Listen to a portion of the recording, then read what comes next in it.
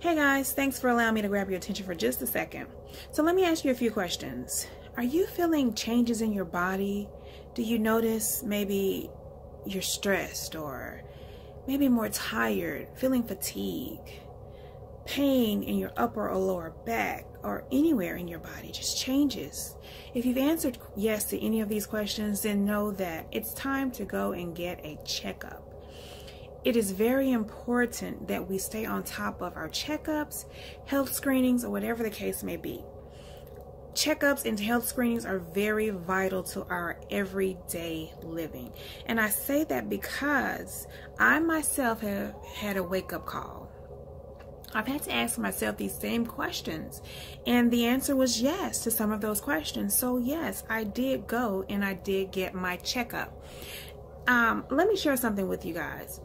I have a 6-year-old son, and this was part of my wake-up call. My son is 6 years old, and I ended up having to have a C-section with my son, right? Had a C-section. He was my first and last child, so this was something very new to me. And when I went in, my intention was to have a natural birth, so that didn't happen because when I went in, he turned sideways. He ended up turning sideways, and they call that being transversed. So once he turned sideways, my blood pressure began to rise rapidly, and so they had to go ahead and take him. Doc came in and said, hey, you know, he's turning sideways, your blood pressure is rising, so we need to go ahead and take him. Okay, doc, hey, do what we got to do. Now, mind you, that was probably the best decision because he was 10 pounds, 13 ounces. Oh yeah, he was big. Needless to say, he was very healthy, thank God, and you know, everything, you know, went back to normal. You know, everyday living, life goes on, and here we are.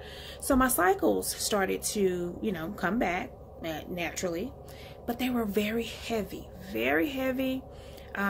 extremely painful, so abnormal till it was just unreal.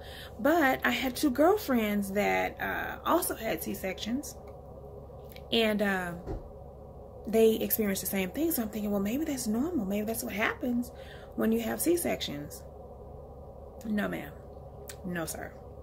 For any of you who are out there that may be experiencing this, know that this is not normal. It's nothing normal about having cycles that are extremely heavy and extremely painful after you've had a C-section. Before my C-section, I had my cycles. They were, you know, normal cramps, but not these type of cramps and not this type of flow. It was very unreal. But now, mind you, I did go to the doctor. I had been going to the doctor, but when I had my son, after I had my son, you know, you have to go in for your yearly checkup, and I did. I made the appointment. However, my doctor had broken his hand, his wrist or something, and he couldn't, you know, perform any procedures for quite a while. And so I think maybe about 7 months or so, I decided, you know what, I need to go and get a checkup. And ended up, you know, I needed to do my follow-up. I did my follow-up, and everything turned out okay. There was nothing wrong, nothing, you know, unusual. All of my tests came back okay. And so I'm thinking, oh, well, maybe, you know, maybe this is normal. Maybe, you know, everything was okay. I didn't, you know, there were no signs, nothing, no red flags or anything. And so after so many years went by, again, mind you, my son is 6, still going through the same thing, experiencing these changes. And I thought to myself, you know what, I need to go back to the doctor and let them know, because before I'd been going and doing my checkups, but I didn't mention it. I wasn't saying anything. So that's very important when you guys go in for your checkups. Let your doctor know what's going on. What's the bottom line? What are you experiencing? What's different? You know, what are your concerns? Please let them know, because not letting them know and having, you know, these issues, you know, be ongoing, that's not a good thing. And trust me, I had to learn the hard way. But needless to say, I learned. So what I did was I went to the doctor. It was time for my annual. Went in and really didn't have to say a whole lot, because he did my pap smear, and he could feel that my uterus was a lot larger than normal, than usual. And so he questioned my cycles. And so he asked, you know, how are your cycles? You know, what do you experience now when you have your cycles? And oh, did I let it spill? So I started, you know, to tell him, hey, you know, they're very heavy, they're very painful. You know, this is something that I've never experienced before. It's something totally new, and it didn't start until after I had my C-section. And so he's like, no, he said, this is not normal. So he immediately ordered a sonogram. So in about 2 days, I had my appointment set, went in for the sonogram. The nurse did, you know, took the pictures, and, you know, sure enough, there was a fibroid that was the size of, well, she said a lot larger than a grapefruit.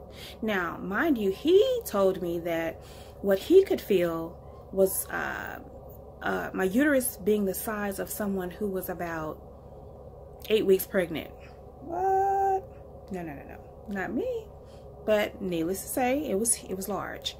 And so after I did, you know, went in for the sonogram, she took her pictures and, you know, whatever she had to do.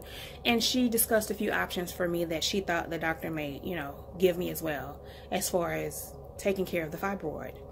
And so first option, of course, was a hysterectomy. Hysterectomy was never an option for me. That's just something that I just choose not to do. It's not something that I'm ready for. And so I just say no to that option. And then the second option, of course, was a partial hysterectomy. Again, that's just not something that I wanted to do. And so they gave me a third option, which is something that I wasn't familiar with. I think I'd heard of it, but, you know, didn't really have any specific details on it. And it's called a UFE, a uterine fibroid embolization. And so basically what that is them basically going in and cutting off. It's a day procedure. They go in and they cut off the blood supply to the fibroid, basically killing it off. And so to me, that kind of sounded like a better option. I was to have scheduled an appointment, a consult with the imaging center, which would be the place that would actually do the procedure, and they would kind of give me more details. Now, I will do another video basically sharing with you guys what the procedure was, which is what I chose, what it was, what it entailed, what I had to do, because there could be someone who may be on the fence about possibly having a UFE, or maybe someone who just wants to know about it, or who's curious, or you were like me, never heard of it, or just, you know, didn't know that that was an option. So that, I guess that's kind of like the new thing now that they do with fibroids to prevent surgery for those who may not want to have surgery. It's another option for you guys. So allow me to be transparent. I will do another video sharing those details with you guys.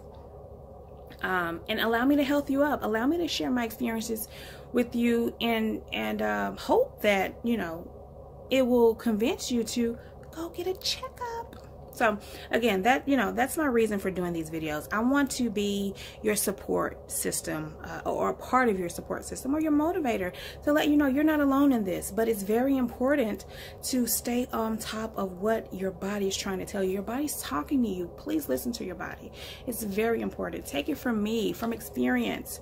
I had that wake-up call. So, you know, listen to your body. It's very important.